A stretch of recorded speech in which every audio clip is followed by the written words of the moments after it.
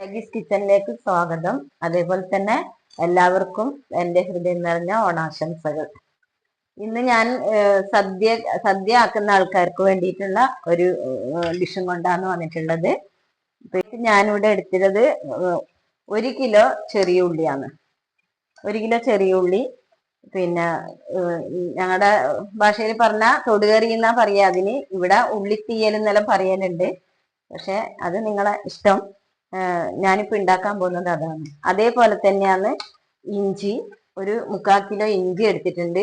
ഈ ഇഞ്ചിയും അതേപോലെ ഒരു തൊടുകറി ആക്കാൻ പോകുന്നതാണ്. അപ്പം പിന്നെ അതിന് വേണ്ടത് ഈ ഒരു തേങ്ങ, പിന്നെ മല്ലിയും മുളകും വറുത്തത്, പിന്നെ ശർക്കര പാനി, ഇത്രയും ആണ് അതിന്റെ ആവശ്യമുള്ളത്. ഇപ്പൊ ഈ ഉള്ളിക്കറി വെക്കുമ്പോ വെച്ചാല് കഷ്ണം ഇഞ്ചി ചേർക്കും, പച്ചമുളക് ചേർക്കും. പിന്നെ ഇഞ്ചിയിൽ അങ്ങനെ അതൊന്നും വേണ്ട. ഉള്ളിക്കറിയിൽ പച്ചമുളക് വേണം, ഇഞ്ചി വേണം. ഓക്കെ, ഇതിലേക്ക് തിരിച്ചു വരാം. ഉള്ളി വഴറ്റിയെടുക്കാം.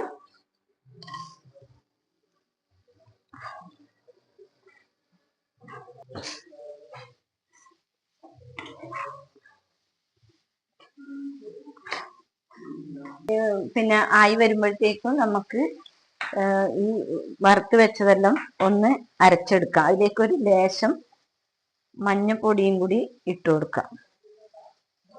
ഈ വറുത്ത് വെച്ചത് കുറച്ച് ചെറിയൊരു പിന്നെ പൊടി പോലെ ആക്കി എടുത്തിട്ട് വരാം.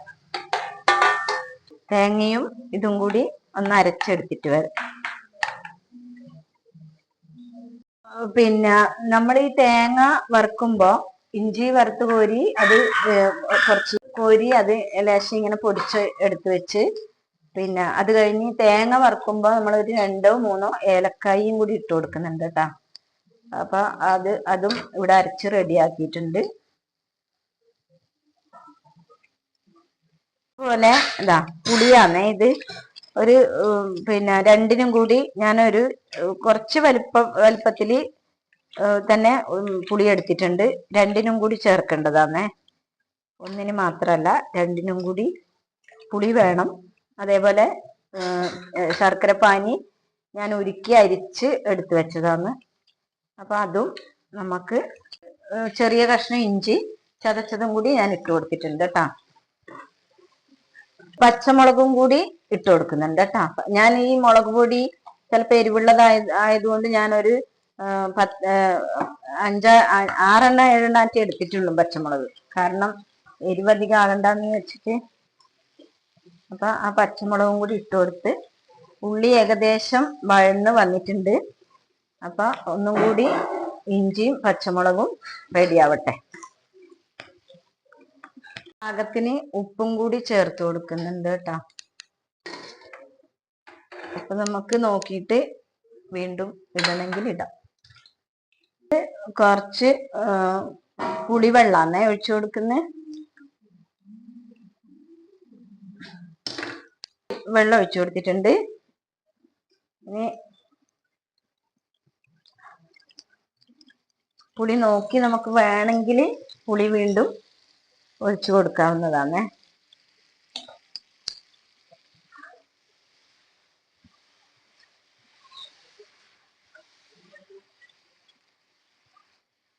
ഇതിലേക്ക് ശർക്കര പാനി ഒഴിച്ചു കൊടുക്കാം. ഇത് ഞാൻ പിന്നെ ഉരുക്കി അരിച്ച് എടുത്തതാണ്. കാരണം നമ്മൾ ഇപ്പം ശർക്കര അങ്ങനെ തന്നെ ഇടുമ്പോ ചിലപ്പോ നമുക്ക് കല്ലോ മണ്ണോ അങ്ങനെ, ഞാൻ പിന്നെ ഉരുക്കി അരിച്ചെടുത്തതാണ്. അപ്പൊ അതേപോലെ തന്നെ ചെയ്യുന്നുണ്ടെങ്കിൽ ശർക്കരപ്പാനി ഉരുക്കിയെടുത്ത് അരിച്ചെടുത്ത് വെക്കണം കേട്ടാ. അപ്പൊ ഇതില് ഇനി എന്താ വേണ്ടതെന്ന് നമുക്ക് നോക്കാം. ഇതിലേക്ക് അരച്ചു വെച്ച തേങ്ങയും മല്ലി, മുളക് ഇതെല്ലാം ഞാൻ ചേർത്ത് കൊടുക്കുന്നത്.